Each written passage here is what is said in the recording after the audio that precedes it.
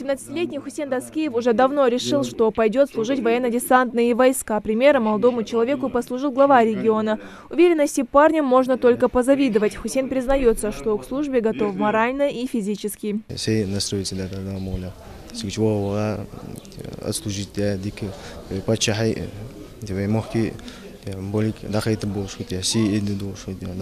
Вы едете родине служить. Именно это объясняет призывникам на встрече. Глава региона призывает молодых людей, где бы они ни оказались, помнить о своей республике и представлять ее достойно. Ингуши всегда славились скромностью и сдержанностью. Вы себя подводите, своих родных, близких подводите.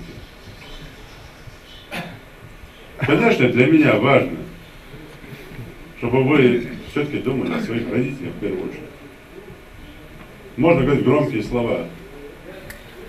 Я же вспомню там про наших генералов Далгешовца, Маслина, Эльберда Нальгиева, Тонта Укурова, Тонбека Асканова. Там сотни вспомнил. А потом что их что они есть, что есть таком вспомнить, кого поставить пример. Но вам надо в первую очередь хотя бы подумать о своем отце и матери.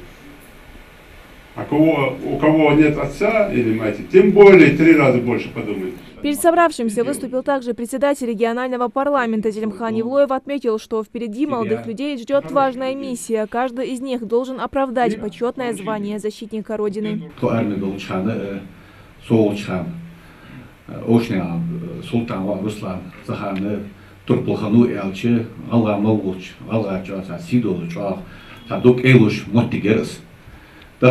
Шуага хватырды, шуага хашыл кахах. Вот ваш глава республики, сурамал кашами сухтатадыс, инрыл улыш, турпл улыш. Будущее нашли, а что тешим али шулды, я то тут сам камел мы гистом махар сидели шуавус, нем вошвус, я ваш элчи, але шуан зи худош, мотики шуаны. По сравнению с прошлым призывом, эта кампания проходит без нарушений. Среди призывников нет непослушных. Жалоб и нареканий со стороны командования частей пока нет. Есть система отбора.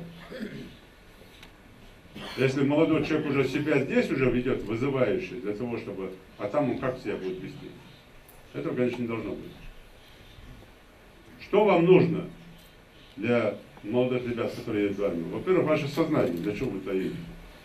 Вы не пацаны, не дети маленькие, вы же взрослые люди. Вам автоматы будут давать не розовые, игрушечные, вам будут автоматы давать боевые.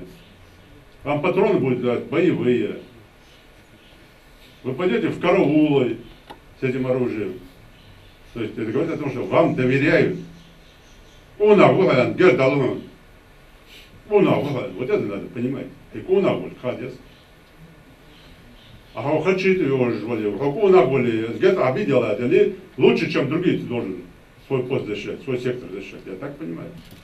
Так нет. А конечно, боевой автомат, а и вся, чуть-чуть боевой патрон желаешь. И ты думаешь, что это так просто шутки? Это не бывает. Рано или поздно юхтух. Несерьезное отношение к боевой задаче приводит к тяжелым последствиям.